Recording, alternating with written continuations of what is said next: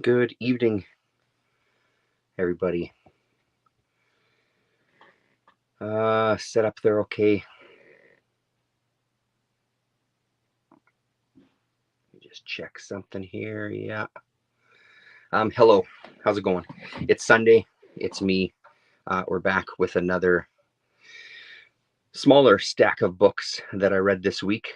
We had our chat with our usual Sunday hangout there over on Ross's channel. Go and check that out if you're curious to see what we talked about. Um, Here's what I got into this week. Probably a bit of a shorter one this week because I didn't read a ton. Starting off with a library book that I picked up. Um, E.M. Forster. I can't remember whose channel I heard about this book, specifically this short story, The Machine Stops. This is, I think it's all stuff that was written in 1911. Yeah, text copyright 1911 and 1928. I believe The Machine Stops was 1911, though. It doesn't give dates in the front there. That's the only story that I've read so far. Page 87. It's the only one I've read so far. I'm very curious to get into the rest of it, though, because this was a little story here that is very kind of relevant to kind of our world these days. Takes place, our kind of main character, this older woman. Daryl D, how are you, man? This older woman who lives in what's described as kind of like a honeycomb hive. Humanity is living underground in hello AFPC, how are you? um, Humanity is living underground. Everything that they could possibly need is supplied to them. Music is in the chamber, even though there isn't sign of a radio or speakers. A chair that you're kind of sitting in moves around. When you're hungry, there's food that's kind of delivered to you. Our main character she does basically YouTube videos where she does lectures. She's a lecturer, and it sounds like a lot of humanity is just lecturing on a specific subject that they have some knowledge in. People don't really travel, they don't really see other people. She's contacted by her son, who wants her to come and visit him. He has some information, some news for her, rather, but he doesn't want to give it to her in any other way except face to face. And it kind of goes from there. There's a couple of amazing moments. One of the best kind of scenes, I guess, that really stood out to me was the kind of shining example of history or information is passed down from person to person. It's not firsthand knowledge that's seen as something that you should be striving for. It should be someone's interpretation of information by someone else, and kind of how that goes. There was a specific term for it. Let's see if I can quickly find it here. Probably not. But the machine becomes kind of the religion as well, and she reads the book, and it's found out that a lot of other people do too. Ol Machine is kind of this ritual that happens kind of throughout it, until of course the inevitable, the machine stops working, and everything, their whole world, just kind of comes crashing down. Amazing little story. There's so many things that kind of make sense in kind of our world now. And I think the one thing that always happens with good sci-fi is that it resonates at the time, but also somehow looks into the future to give you those kind of horrific moments when you're reading it in the present time, but then also has some things that just come true, that end up coming true. Da da da. Yeah, of course, I'm not going to be able to find it. Anyway, it was a really, really great moment of text there.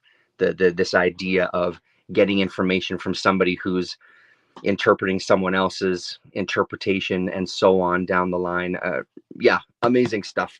I'm really looking forward to digging into some of this other short stories here. So, E.M. Forster. We'll start out with a quick one. This has kind of gotten dull. Issue one kind of had some moments where possibly it was going to be good. It kind of wavered. Issue two kind of brought it back up a little bit to where it was a little bit interesting. And this one has just kind of nosedived again. Nothing too exciting. As a fiction writer, Forster shines, but he was a gifted essayist as well. Cool. I'll have to see what else they had at the library. So yeah, I'm back to not particularly like in this book. I think there might only be one issue left. I'm not really sure, but I don't think I can recommend this. We'll save that one. So in the world of brilliant neon ink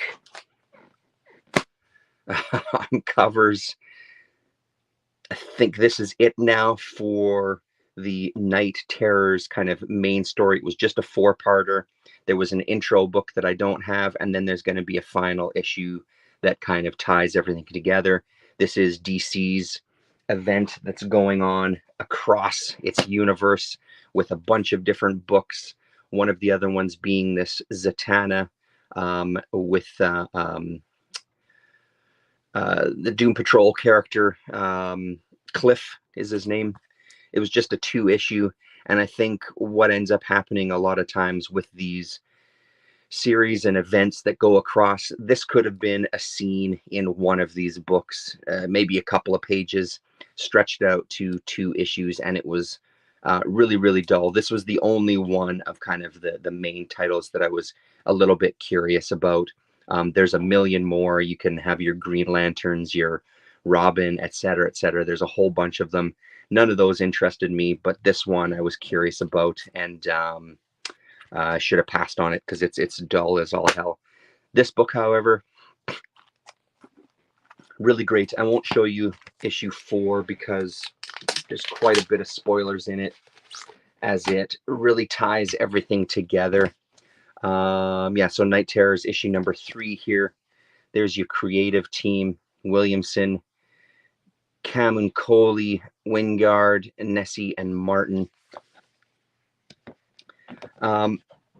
Just a really, really nice little story. Deadman kind of acting as the House of Horrors host as he takes you through this story that involves a character named Insomnia. There's the Golden Age Sandman, and then Robin makes an appearance in this one as well to get away from my father. Colors by Frank Martin. Ivan Reis does these covers. Reis. It's a name that sounds familiar to me, but I couldn't tell you anything else that he's done. But these covers are fucking stunning.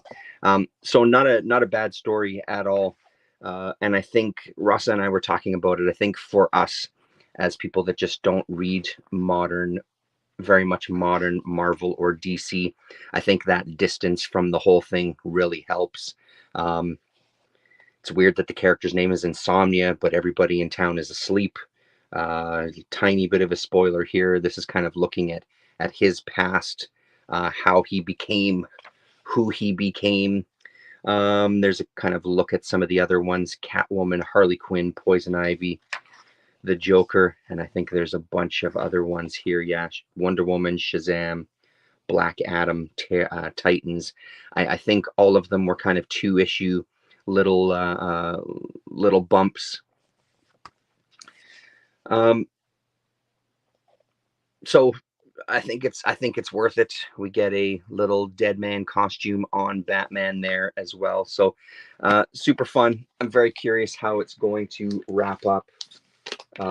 And then I'm back to being out for this stuff here. But amazing bunch of covers there. The collection, Two Cheers for Democracy, specifically not listening to music and not looking at pictures, is great. You'd enjoy DeLillo's The Silence as well. Similar themes to The Machine Stops. Cool, man. I'm going to take a screenshot of that comment so I don't forget. Stand by. I think I might have disappeared as I did that, but there we go. Thank you, AFPC. I will look for both of those, look for all of that stuff. Let's get into Nate's Corner here. Every week we're probably going to have a shout out to Nate, who sent a package of comics to me. I think when I did a final count, it was 80 books. You can find that video back in my archives there. It was only from a few days ago. Have a look. I go through the entire box and look at all of the issues and all of the comics that he sent me. This was for those of you who didn't watch that or don't care about watching that long ass video. He contacted me at one point talking about wanting to buy some of the underground comics that I had, and then made an offer of, hey, listen, there's this place I go to that has row upon row upon row of short boxes, or long boxes rather, 50-cent books. And we've been kind of communicating through email back and forth, maybe once or twice a week, couple times a week. He'll send me some photos. I sent him kind of a rough list of things that I'm interested in for indie books specifically. And these are the first two that I read from that incredible stack. So insert graphic here of Nate's Corner, or comics from Nate, or I don't know, like the letters pages. Send in your suggestions for what we call this section of the video. So the Adventures of BOC from Invasion Comics. There was 3 issues of this that were published. From what I saw and what AFPC confirmed, this was the only thing that Invasion Comics has put out, or had put out rather. Is this from the Golden Age? Is this from 1986 on the dot? Yeah, look at that, 1986. Look at this, even a circulation number down here of 12,000 copies. So that's pretty good. Yeah, November 1986, right in the heat of it. We get some writings from our team: Paul B. Martin, who's the managing editor, James Pustarino, the director of art, and Thomas L. Perry, the directing editor.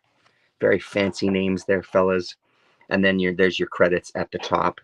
I couldn't really make heads or tails of this story. It seems like I compared it to the Last Kingdom by Jack Katz.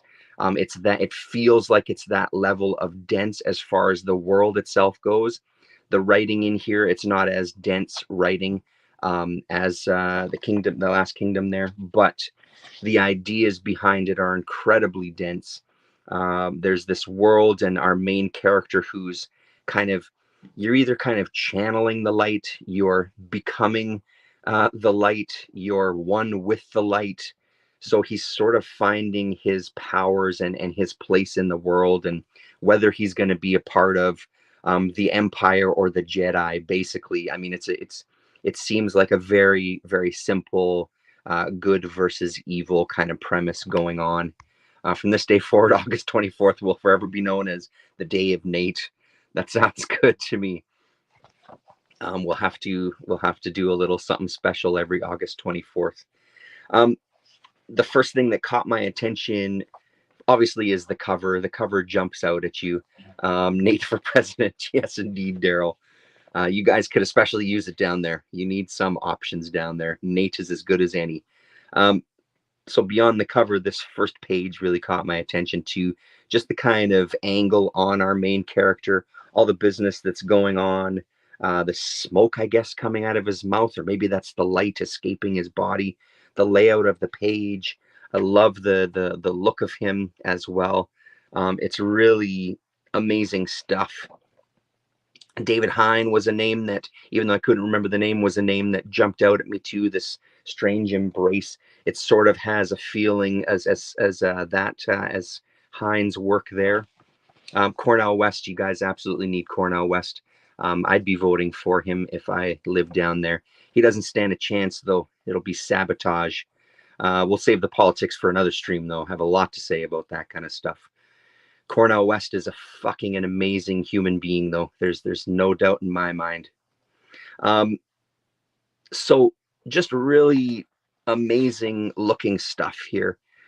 Very, very unique, a very underground kind of vibe to it.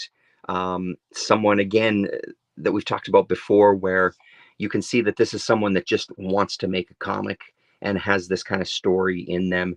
And it's really, the energy on every single page is incredible. Even if the story is very, very convoluted. Uh, yeah, I'm really curious to see how the next two issues pan out. Again, even if it's something where I just end up looking at the pages, there did come a point with this where I stopped paying too much attention to the words that were going on and just kind of soaked in the gorgeous art here, because this stuff really works for me. Beautiful. It was funny, Rasa had brought up, when we look at Rain, we'll talk about it as well too, but Rasa had brought up something that was interesting that I've never really given much thought. She talks about, with some of this black and white art, when you think of kind of quote unquote traditional comics and superhero comics and page layouts, you think of kind of where your focal point is, or I guess in art in general, and then something that's leading you through the story, especially in Rain. That's one of the things that a lot of the good, in my opinion, a lot of the good kind of indie creators don't kind of concern themselves with too much. They just kind of present almost a piece. Look at this, that face, that panel right there. Again, it's, if there was a page that I would want, it would might be something from this page, because I love the look of that face. Although this page would be pretty great as well too. But he'll get far enough, hopefully, to really throw a wrench in things. And I think ultimately that's the goal, right? The goal is to get enough of the percentage of the vote to actually make a difference and almost kind of sabotage. Not sabotage isn't the right word. I take that back. That's not what I mean. To kind of have an effect on the system down there, to kind of send a strong message that, hey, you fucking need us. You know what I mean? You need our fucking vote. So you better goddamn speak to us, and you better include some of these ideas that we're backing a guy like Cornel West on. I mean, that's, to me, seems like the point to some degree. The amount of variation in the mark making and value range is just so sumptuous. I really love this series. Yeah, it's really, really well done. I don't remember what I was talking about, but oh yeah, just the idea of laying out a page. So you do have to kind of put in a bit of work, but I'm not. That's not a complaint. I don't mind that whatsoever. There does feel like there's a bit of a payoff, and it's interesting starting to think about this and then think of Tinfoil, the anthology, and Tangeman and that crew of people, where I feel like there's a very similar energy going on, but there's nothing really for me to grab onto. And maybe that's just me as a little more traditional comics reader. Again, using that in very loose quotes there, where this, as kind of ridiculous as the story is, there's sort of something to latch onto to move me through the pages. With Tangeman and crew, as much as I love Tangeman himself, he's my favorite out of that crew. There's sometimes I find I'm looking at some of that stuff and I just don't really know why I'm looking or where I'm moving, not even moving, why I'm looking at the piece. It seems closer to just a piece of art that's kind of in a comic book stapled format, whereas this is kind of a comic book, but kind of puts in a lot of that energy that those guys bring to the table, those men and women bring to the table from that crew of people. So either way, strong opening. Then Let the Light Go Forth. A strong opening. Very, very curious as to where this is going to go. I'm gonna be there with it. Suggestion for the best UFO alien comics. Geez, that's a very good question, Donovan. Nothing jumps to the top of my mind right now. Yeah, art for art's sake, yes. Nothing that's jumping to my mind. I mean, I will show you something in a bit that'll probably be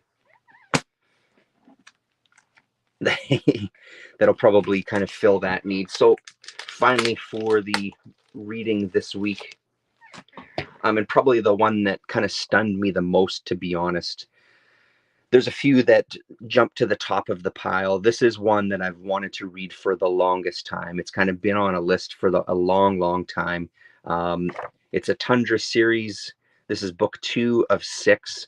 Um, Unlike some of the Tundra stuff, this one came out in its entirety. This is from June 1991. The artist and writer is Rolf F. Stark. Rolf Stark ended up in the Gore Shriek horror anthology as well that Fantico put out when they did their collections a couple of years ago, I guess. I think he even did a cover for one of the collections. I'm not exactly sure if the collections that I saw online were collections that had all of that old Gore Shriek material, because I know they were also going to do a new one, I think. Anyway, so you can find some of his work in some of those. I have those digitally, so I had a look at them last night just to kind of see again. And I mean, again, his stuff jumps out. It jumps off the page. So this is a hell of a book. Again, it's one where this is almost like a trailer for the series for me, since this is the only one that I've read. And I really, I don't quite know what I read. I feel like there was 3 different narratives going on here. There was kind of the main narration, then there was the dialogue, the story, and then sometimes there was, let's see if we can find an example here. What is a good example? There was a couple of times as well where even their narration broke off into 2 different parts, where there was a couple of things going on. That with, I opened to this page. This is probably my favorite spread of this whole issue. This is incredibly dense work. And if you look here, even with the art, there's stuff going on in the backgrounds. There's stuff going on in the panels in the foreground. There's narration that doesn't necessarily relate to the images that are on the page. There's some dialogue going on as he's in, I guess, like a fever dream. There seems to be so much happening with this book and this character that I just can't put my finger on. What I have sort of gleaned from it so far was our main character had gotten into an accident where he had killed somebody. He leaves this woman's house and he gets picked up by the cops. She ends up calling what I think is a lawyer friend. It's never really determined, to help get him out of jail. He's having these sort of visions or flashbacks to maybe another life. I'm not really sure. This is an incredible page too. Just gets very, very scratchy and aggressive here on this page. But it's a hell of a dense story. The characters all look amazing. The pages are just, they're intense. So this was one where we talk about a focal point and something that's moving you through the story. This is one where you've got to put in the work. You've got to kind of see what's going on. You got to decide how much time you're going to put into this. This is absolutely a comic that I will have to read once I eventually find the whole thing. I'm hopeful that I will at some point find the entire thing and just sit and read it. Probably not all at once, but really put some time into working through this book, because it is something else, man. But even if it's just to look page by page like we're doing here, it's really, really incredible work. I don't know anything. And then you come to pages like this, like you get all these dense, character heavy layers upon layers. And then you get this that's a little more spaced out. There's a little more space in it. The textures completely change.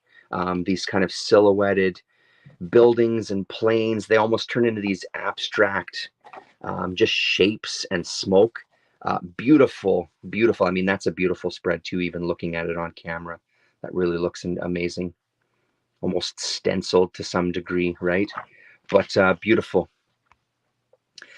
Reigns of Gem, Franz Klein Horror Vacui.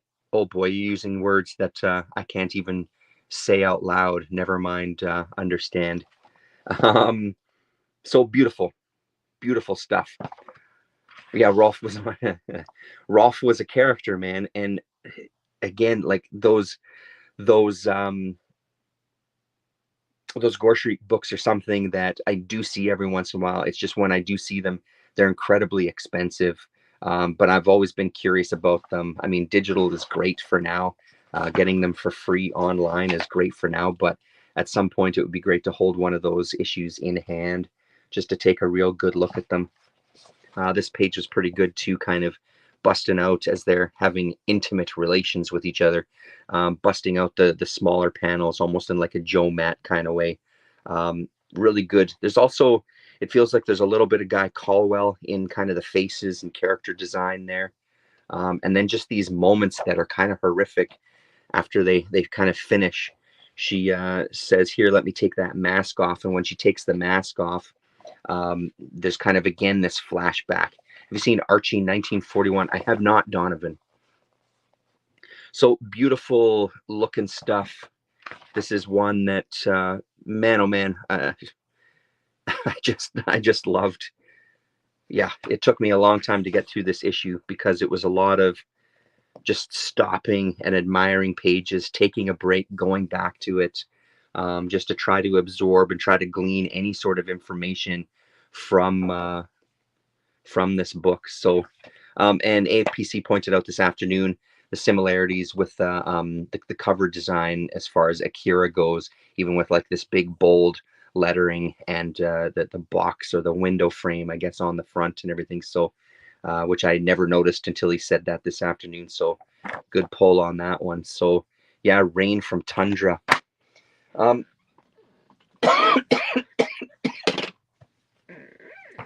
we'll see. Hopefully next week I can get to some of this stuff here. So, new Batman. The Adventure Continues, Season 3. A pretty good looking Godzilla book, War for Humanity from IDW. The cover jumped off the shelf at me and I picked it up just to kind of have a flip through, figuring that there's no way in hell the art's going to be the same on the inside, but lo and behold, it was. So that looks like it's going to be a blast. There you go. There's some good shots there. There's so many Godzilla books that end up coming out, and most I just kind of flip through when I see them on the shelf. But that is by Andrew MacLean and Jake Smith, so that's out now from IDW if you're curious and you want to pick that up. The final issue of Xeno picked up as well, which again should be fun. I haven't dug into this one yet, but we'll see. I mean, the other two have been pretty fun. That panel looks pretty good. I haven't really flipped through this one too much, but pretty good 3-issue kind of anthology. One that I'm incredibly excited about. Layla Starr was one of my favorite books of the year. I think it was last year. Was it last year? Geez, who knows now with the COVID brain. But they've done a pen and ink, The Many Deaths of Layla Starr. I'm not sure if they're doing the whole series or if they're just doing the one issue. Introduction by Ram V. One of the bonuses of this one is that you obviously get the pen and ink, and then you get a little bit of a write-up at the bottom of the page from Andrade, Philippe Andrade. You get a little bit of a write-up from him kind of talking about his work, which is really, really cool. Looking forward to sitting with this one as well. Just a fantastic book. Really cool stuff. And I'm sure they'll tell us at somewhere in here whether this is going to go on or not. I don't see. Oh no, it does say issue 1 there. So maybe they're doing the whole series like this as well, which we'll see how this one is if I end up picking up the rest of them. But a good idea for at least one of them anyway. At 204, they had some cheap bins. I won't show you. Didn't grab too much. They had some 50-cent bins. Oh, I also read Stick Boy. I forgot about that one. Yeah, it was this issue here. Revolutionary Comics. This is in color, 1990 from Dennis Warden. Not too much to say about Stick Boy. I've talked about it before. I think it's a fun book, something that I was reading when Fantagraphics was putting it out as well. I think they ended up doing magazine size. So these are just comic size. So started at Revolutionary, went to Starhead, which I always thought was kind of a Fantagraphics line, but apparently it's not. Um, so they must have been a company where Fantagraphics just bought out and took over a lot of their books or something. So he's good. He's pretty funny. Um, yeah, it was a good issue, but most of them are. They did end up having some. Oh, and if Daryl D, if you're still here, they did end up having some aliens books, not full runs, unfortunately. So Aliens, Earth War, is this the one with Sam Keith? Yeah. So Mark Verheiden and Sam Keith, the kayfabe guys, just talked about some of these, their favorite Aliens books. I've never seen any of these in person. Hello, Gorvidal. How are you? I've never seen any of these in person. Unfortunately, they didn't have the whole run of these couple of mini series that I picked up, which is too bad. But there's always hope. At least they're popping up somewhere. And for 50 cents or $1 a piece, well worth it. So I only got issue 1 and 2 from that one. That was a 4-issue mini series. These ones, which I'm very excited about as well, issues 2 and 3, Aliens Survival, and this is Guy Davis in this one. So some Guy Davis, James Vance, the writer, Guy Davis on art, colorist Perry McNamee, I think is how you pronounce that. So very excited about this one. I love Guy Davis, as we've talked about before. Issue 2 and 3, I won't be waiting to find issue number 1. I'll be reading these. And Daryl D, are you here? Aliens Alchemy, Richard Corbin, number 3 of 3, the only one that they had. I was very bummed. They had a couple of other one-offs from the Alien stuff that weren't as interesting. I was digging and digging, hoping that I would come across another one of these. I've never seen these ones anywhere. So this was a really nice score. Yeah, amazing. I never thought I'd ever see this book. It feels like some of Corbin's work, or some of these series where they have these big artists working with them, it feels like they tend to sell out and just never see the light of day anymore. They sell out damn quick, and as usual, the good shit nobody's ever selling from their collection. You gotta wait. So that's very cool, Corbin. Yeah, absolutely, Gore Vidal. Hello, Bubby. Oh shit, I picked up a couple of Aliens books. They're not as good as you got. Yeah, I mean, I end up seeing a lot of Alien stuff around, but honestly, they don't all interest me, really. Yeah, I've dipped in here. It's not that I don't like Aliens or that world. I think it's a great, pardon me, it's a great world, but really glad to find this stuff. Yes, Corbin did Alien. His appearances always surprise me. Me as well. It feels like there's always something else he's gotten his hands into. And it's amazing that he was able to work in these kind of worlds. And, haven't actually gotten around to reading it yet. Oh yeah, I'm very curious. Like I said, I won't be waiting for 1 and 2. I'll be reading it anyway. I think Space 1999 did have a series there, Donovan. I'm pretty sure that it did. Yeah. So that's kind of it there. Did I find anything else of note? A Doomsday Squad issue with a Matt Howarth story in it. Lycanthrope Leo, a Viz book, and another issue of Sanctuary from part 4. I've only got up to part 1, I think, but I was really digging it. And again, it's one of those that I don't see at all, so I figured I should pick it up while it was there for 50 cents. This is kind of our mafia getting into politics series that I'd read a bunch of issues of earlier. Really a fantastic fucking story, and even just flipping through this, it was so great. Really, really great. Kings in Disguise, not familiar with it, but it's kitchen sink, and the art looks fantastic inside. So is this the same guy that did that? What is it, Denizens of the Deep or something? Artist Dan Burr, I don't remember. Anyway, How can you pass up House of Yang and All New Yang? One called Carnage from Caliber, or sorry, Eternity rather. Looked too good to pass up. That cover is something else. One issue of Titan AE. Again, I grabbed it out of the box because I was hoping the other two issues would be mixed in. Just looked kind of cool. An issue of Torpedo from the Hardboiled. I think this is, it's Hardboiled Comics, not Dark Horse Hardboiled. And then finally something called The Blue Lily, which is a two-parter. Rusty Spade, metaphysical metal detective from Dark Horse. Sex, violence, and epistemology. What more do you need to know? A two-issue series there, but only found this first one. The art looks really, really great.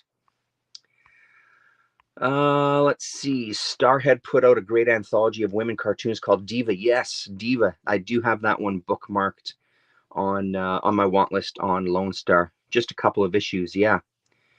We don't see those books here. A friend of mine bought a huge comic collection, 50,000 books, and 3 huge bins filled with 90s Marvel t-shirts. Holy shit. Apparently some are worth a couple of thousand. Jesus Christ. Is this your buddy that owns the comic shop there, Gore? That's amazing. Came across Doris Piserchia's Spaceling the other day with a Killer Corbin cover. Awesome. Wow, House of Yang. I really enjoyed that one as a kid. Yeah. The great San Ho Kim. Absolutely. So there you have it, gentlemen. Thanks very much for tuning in and hanging out every week. I really appreciate seeing you guys and seeing some comments. Next week, we should be back on my channel. We'll see how much I end up reading this week. But I will be hitting that Nate stack again. I've got a couple of books already pulled out that I might read tonight. Right on, everybody. Have a good week. We'll talk to you.